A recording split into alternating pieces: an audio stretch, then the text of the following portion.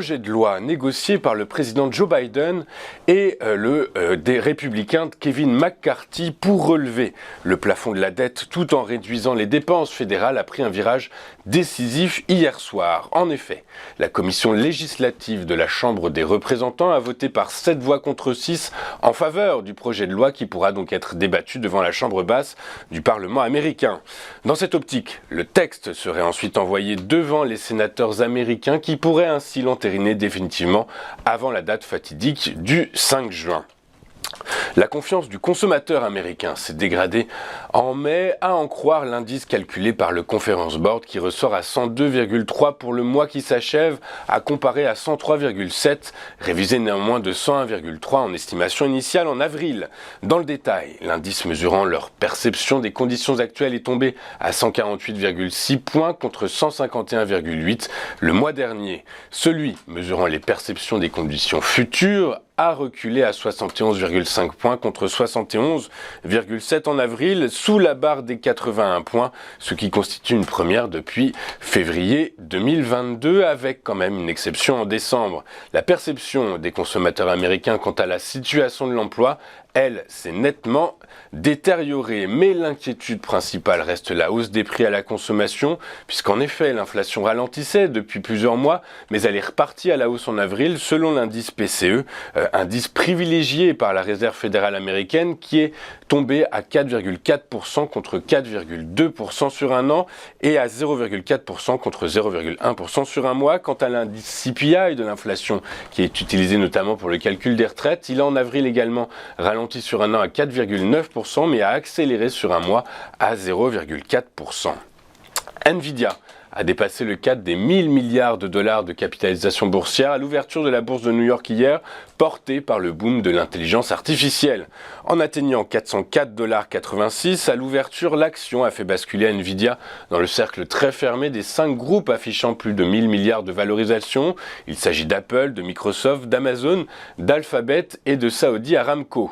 Fondée il y a 30 ans par l'ingénieur Jen-Hsun Wang, Nvidia est surtout connue du grand public pour ses cartes graphiques tant convoitées par les gamers. Les produits de Nvidia servent également pour l'intelligence artificielle, ingrédient central de la révolution générative de l'intelligence artificielle. Je vous rappelle que la semaine dernière, Nvidia a fait état de résultats supérieurs aux attentes et avait surtout publié une prévision astronomique pour son deuxième trimestre, représentant une hausse de 64% par rapport au même trimestre de 2022. Au chapitre macroéconomique, le début de matinée a été riche en publications.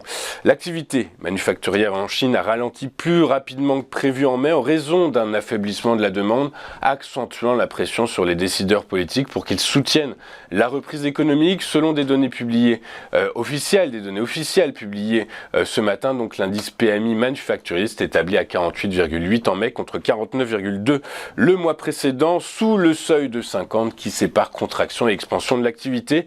Les analystes interrogés par Reuters anticipaient en moyenne un indice à 49,4. L'inflation en France a ralenti en mai, les prix à la consommation ayant augmenté de 5,1% sur un an contre 5,9% en avril selon les données provisoires publiées ce matin par l'INSEE. Sur un mois, les prix à la consommation ont même reflué de 0,1% en mai après une progression de 0,6% en avril.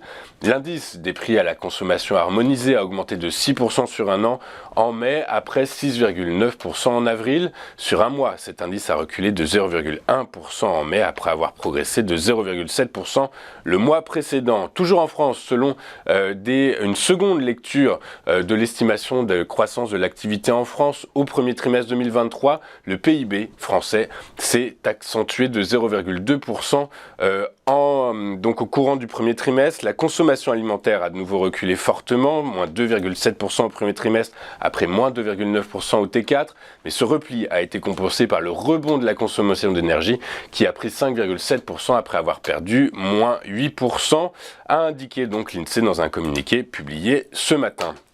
Avant de poursuivre le fil de notre émission, regardons ce qui s'est passé sur les principales places boursières de la planète hier. Les bourses européennes ont terminé la séance en baisse, lestées par l'absence d'accord sur le relèvement du plafond de la dette aux États-Unis, alors que le Congrès n'a que quelques jours pour adopter un projet de loi avant la date limite du 5 juin. Vous aurez compris que depuis la clôture hier, eh bien, des avancées significatives ont été faites du côté des États-Unis. À Paris, le CAC 40 a fini en baisse hier de 1,29% à 7209 points, le DAX a cédé lui 0,27% à 15 908 points, le FTSE a reculé de 1,38% à 7522 points après 3 jours de fermeture liés au Spring Bank Holiday.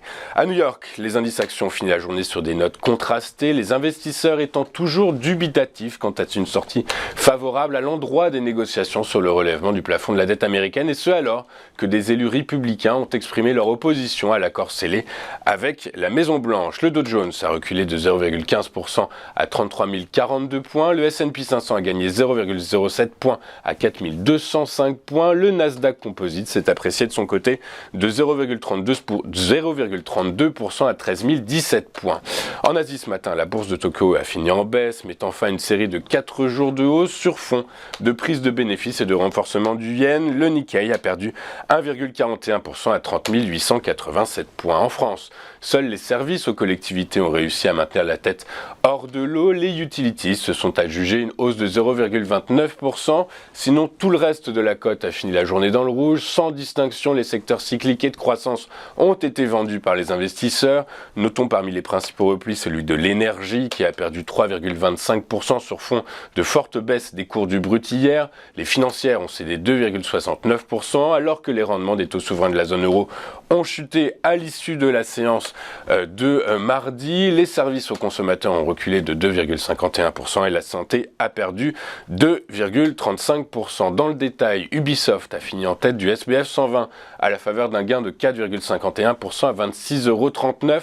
Le titre du spécialiste des jeux vidéo surfe toujours sur l'annonce faite jeudi dernier de la sortie de son produit Assassin's Creed Mirage en octobre prochain. A l'inverse, Nexity est lanterne rouge du SBF 120. Le titre pâtit de la dégradation de sa recommandation par le cabinet d'analyse Alpha Value qui est passé d'allégé à vendre. L'objectif de cours a été ainsi ramené de 23,20 € à 16,50 €. L'analyste est vendeur sur le dossier compte tenu de la baisse de la promotion résidentielle et de la situation concernant les taux d'intérêt. Le titre a perdu hier 7,83% à 19,65 €. Les rendements obligataires de la zone euro ont fléchi après un ralentissement plus marqué que prévu de l'inflation en mai en Espagne, avant la publication jeudi des données pour l'ensemble du bloc européen. Le rendement du Bund allemand à 10 ans a perdu environ 7 points de base à 2,36% et celui à 2 ans a reculé de 7,6 points à 2,84%. Aux États-Unis, l'espoir d'un accord au Congrès sur le relèvement du plafond de la dette américaine provoque une détente sur les taux. Les rendements des Treasuries à 10 et 2 ans abandonnant respectivement 11,6 points de base à 3,70-38% et 8,7 points à 4,49-77%. Sur le Forex, l'euro s'est apprécié de 0,14% à 1,0720 $. L'incertitude sur les nouveaux quotas de production de l'OPEP+, qui se réunit dimanche, et les discussions sur le relèvement du plafond de la dette américain, qui n'avancent pas aussi vite que le souhaiteraient les opérateurs, ont pesé sur les cours du pétrole hier. Le baril de Brent pour livraison août 2023 a chuté de 4,36% à 73,71 $. Son équivalent américain pour livraison juillet a lui cédé 4,68% à 69,46 $. Enfin, du côté des monnaies virtuelles, le Bitcoin a signé une 4e séance consécutive de hausse à la faveur d'un gain de 0,1% à 27 718 $. L'Ethereum a également conclu la journée sur un 4e gain consécutif et s'est changé à la clôture à 1775 $ l'unité. Nous allons marquer une toute première pause dans cette édition du 31 mai 2023 et juste après nous retrouvons Eric Seban qui décryptera pour nous les premiers échanges à la bourse de Francfort. A tout de suite sur Téléfinance.